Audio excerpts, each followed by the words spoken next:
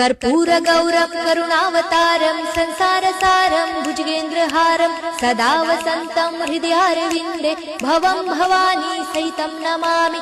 मन्दारमाला कलितालकाये कपालमालं दितसुन्दराय दिव्याम्बराय च दिगम्बराय नमः शिवाय च नमः शिवाय। घालीन लोटांगण वंदीन चरण डोळ्यांनी पाहीन रूप तुझे प्रेमे आलिंगन आनंदे पूजन भावे ओवाळीन म्हणे नमा। त्वमेव माता पिता त्वमेव बंधु सखा त्वमेव विद्या द्रविणं त्वमेव सर्वं मम देव।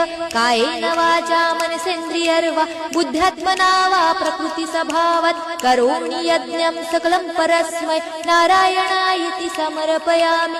अच्युतं केशवं राम नारायणं कृष्ण दामोदरं वासुदेवं हरे श्रीधरं माधवं गोपिका